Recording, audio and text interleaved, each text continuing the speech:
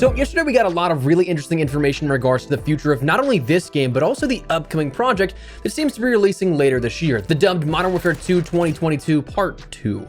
That's a lot, yeah, I know. Maybe we're just better off calling it Modern Warfare 3 in air quotes. But anyways, through a data breach that only just got reported from back in December, the content schedule for Modern Warfare 2 and beyond seems to have given us some insight into what we can expect further. So today we're breaking it all down. So as we go along, drop your thoughts below on what you'd like to see here out of the upcoming future content for Modern Warfare 2 and beyond. If you're new to the channel, consider subscribing. I'd love to have you in the community. And finally, if at all interested, check out my friends at GFuel, who have a 30% off discount from now until the end of February on things like Hype Sauce and Starfruit, two of my favorite flavors. Code Espresso gets you that 30% off. But if interested, links in the description below. But for now, let's jump into the leaks. So where this came from initially was a Twitter user, VX Underground, an account dedicated to data breach reports like this, where the story apparently goes, someone was able to phish privileged information from the Activision network through one user of some importance. So they were able to gain Activision information in regards to the following details for content type, release schedule, and similar relevant data. What they were not able to do was something that would be of concern, like access user account data. This was an Activision network breach on what appeared to be one user's work computer, not the entirety of like the Activision database that included sensitive information like user logins and things of that nature. So for you and I, there's no need to worry. For the person who got phished, well, that's probably already been taken care of, cleaned up, or whatever Activision did to deal with it. But point being, there's no malicious threat to standard players like you or I. So what this leak showcased was content distribution and seasonal breakdowns from Modern Warfare 2, along with some other scheduled things on the calendar for projects upcoming. So let's start at a more top level here, seasonal breakdowns. They detailed in this calendar schedule 6 initial seasons. Now, we've had messaging otherwise before that points towards there only being 5 within Modern Warfare 2. With Season 1 Reloaded and the release of Raids, it kind of made it seem like we'd only see 5 seasons here. So this data breach very well could have been something that was before the release here of that. It happened in early December as stated, and the Season 1 Reloaded update was mid-December, so something could have changed here during that. But if we didn't see that Season 2 delay, and likely a few more shifts that are behind the scenes, if all things worked how this schedule was initially laid out, we'd be upcoming on Season 3 already as of March 15th, which is currently right around that period where the Season 2 Reloaded update is right now being theoried to launch. So we're essentially behind schedule now by a whole month from what was initially planned. But they also detailed and showcased what would be a Season 3 lasting until May 15th with the prior scheduling. So Season 4 would be the 15th of May to July 16th. Season 5 would be July 17th to September 14th. And Season 6 would be September 15th to November 8th, notably around the time of another project launch. Now, which, if we are a month behind, would take that to a December date if we kept up with those 6 seasons, a sort of potential mirror to how we've seen content roll over in Modern Warfare 2019 to Vanguard, where Season 6, we had the launch of that in the prior game, but then the new game launched around mid-season of that season, and then Season 6 would roll into Season 1 and the integration to follow into Warzone, so it was all sort of seamless, but in between that, we had an entire new game launch. So technically, and in theory, it still could work, right? But that's the big question mark. Now, across the board, that content alongside those dates was reportedly looking like the following: 7 core maps, which are your 6v6 maps, some of them likely containing rehashes of older maps we've seen already with Shipment and Shoot House, Dome and Valderas Museum. Additionally, a Haunting of Saba event for Halloween, 1 licensed operator every single season, which means a collaboration or crossover, more gunfight maps, spec ops missions, raids, tier 1 events starting from Season 3 and beyond, 1 small map arriving with Season 4, the report stating that it could be a similar experience to Shipment, though we'll touch on that in just a second. Don't necessarily agree with that. And at least another 240 bundles, which are 70 per season, which sounds like a lot, but honestly, I'm not surprised by that. That's something we've seen since Modern Warfare 2019. We've seen 70 plus, if not more, bundles introduced every single season. So that is, while I don't necessarily pay attention to the monetary side of it here, I don't really like to talk about the cosmetics, that is something that is relatively in line. But to further break down that information detailed, 7 core maps was only listed on this calendar for Season 3, 3 Reloaded, 4, 4 Reloaded, and 6, as well as 6 Reloaded.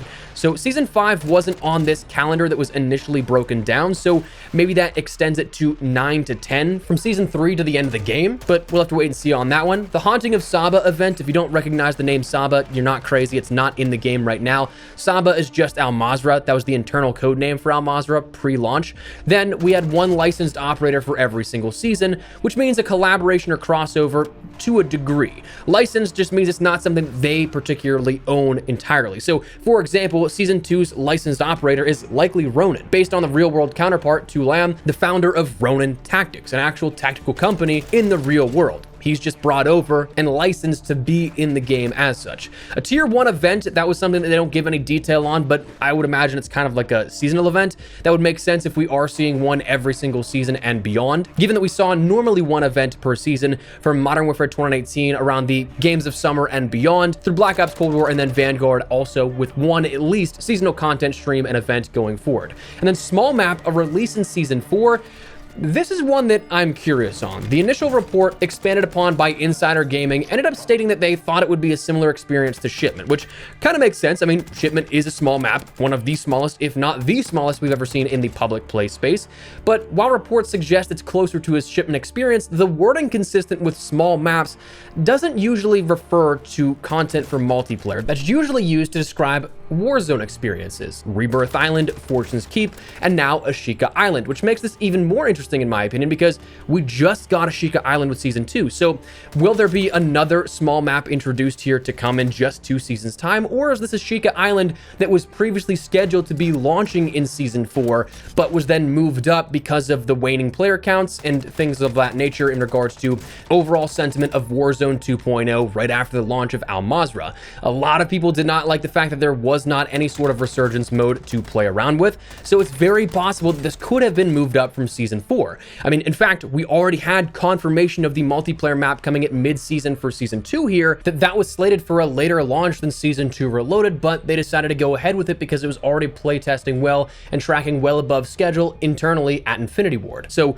what's to say that's not the case here with a small map for Resurgence? That Ashika Island was only meant to be initially a Season 4 launch, and kind of that makes a little bit more sense. I mean, we didn't see Rebirth Island introduced until December of 2020, despite Verdansk and the original large-scale Battle Royale being introduced in March of 2020. So much more time here between that turnover to our first Resurgence map in Warzone 1 versus what we got with Warzone 2.0. I mean, only 3.5 months between the launch of Warzone 2 and the first Resurgence map versus 9 to 10 in 2020. But that said, that was the initial content plan and also initially over 6 seasons. But as we talked about, the Season 1 Reloaded messaging almost made it seem like we'll see 5 seasons for Modern Warfare 2, not 6. And if we do have a delay here in regards to that, that's a less time frame to see all that kind of stuff happen. So will this be something we see more condensing of the schedule? Will we see anything in terms of like a seasonal consolidation? Because I mean, we've already seen again that Season 4's map of whatever's upcoming with Season 2 Reloaded, that's already being introduced here early. So maybe we see a bit more than anticipated from the initial plans for seasonal introductions because we're sacrificing a 6th season there. You're taking that content that would be in line with the standard offering they're setting up, but then taking that and distributing it evenly across multiple different seasons where it makes these seasons look larger in terms of offering. We don't quite know exactly what will happen with that, but that is an interesting takeaway that could happen to keep in mind. Now, beyond just Modern Warfare 2 content and seasons upcoming, we did learn a little bit more about Jupiter. Project Jupiter, for those that are unaware, is the code name for COD 2023, whatever that may be right now. The prevailing theory is that Sledgehammer is running an extension of the Modern Warfare 2 universe, including a new campaign, a storyline to further the franchise, a multiplayer that is either an entire remaster of all classic Modern Warfare 2 maps from 2009 or a combination of all of them plus original content, among plenty of other things like a Warzone integration with its own map. Currently, that's rumored to be Las Almas, the map that we see in the campaign at one point, and with points of interest already existing in Modern Warfare 2, like El Asio, the 6v6 map, Guijarro and the 6v6 Mercado element inside that, as well as Santa Senya border crossing for Ground War and the 6v6 map. That's the prevailing theory, but this alleges some additional information. According to this leak, it stated that there's a period for Jupiter GL4 between the 7th and 28th of April, a Jupiter Alpha on May 26th to June 2nd, and a Jupiter GL5 from the 9th to 30th of June. So what does this mean? Well, first and foremost, I'll be the first to tell you that GL 4 and 5, that's something that I'm not familiar with that terminology. Alpha, of course, we are all probably familiar with because we've seen playable alphas before. Black Ops Cold War, the 2v2 gunfight alpha in Modern Warfare 2019. So if you consider that, notably, those are way earlier than what we're maybe used to. But without intentionally bursting anyone's bubble, what was listed with these sort of windows of time, I don't think that we, you or I, or any other public player will get to see these. With the way that reveals have gone in prior years, especially with playable builds of the game, stuff that you or I, the general public, can get their hands on, this doesn't line up with anything that makes too much sense. The latest dates we're dealing with here are June 9th to June 30th.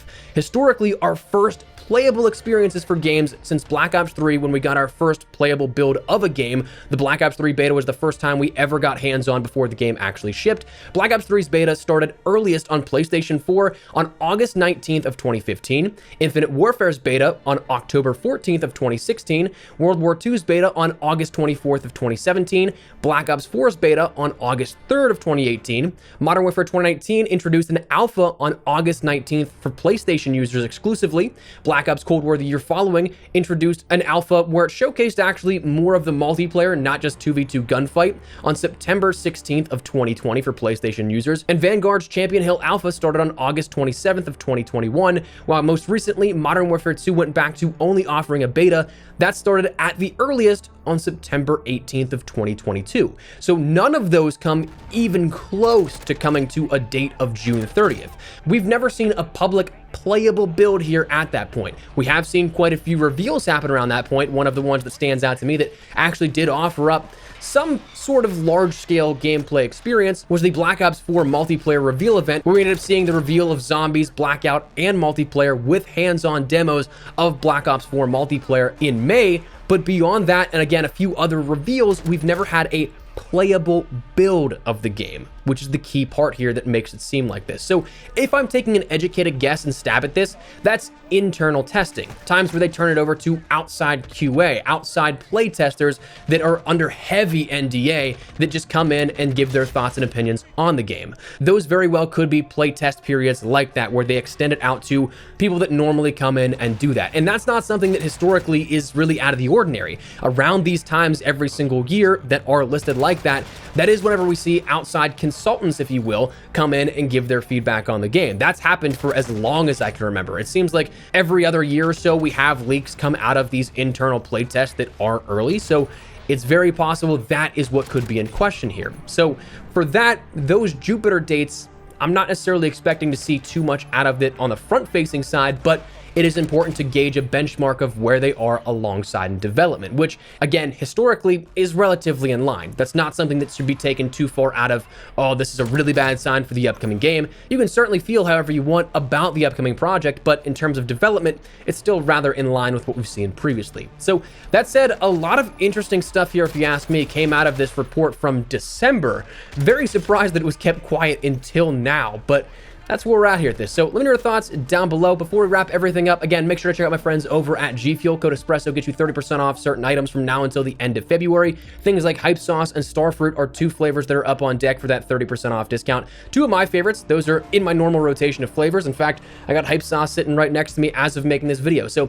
if you guys are at all interested in checking that out, as well as anything else that may be on sale, feel free to check the link in the description below and use code Espresso. But for now, that's what we're gonna call it. Let me know your thoughts down below. What do you guys think of these leaks here in regards to these dates, general information for seasonal updates, and things of the like? Let me know below. But if you enjoyed the video, you found it at all insightful, do me a favor and drop a like on it. And if you're new to the channel, make sure you subscribe so you don't miss a single thing regarding all things Modern Warfare 2, Warzone 2, and anything COD related. But for now, thanks so much for watching. My name is Espresso. I'll see you guys later. Take care and peace.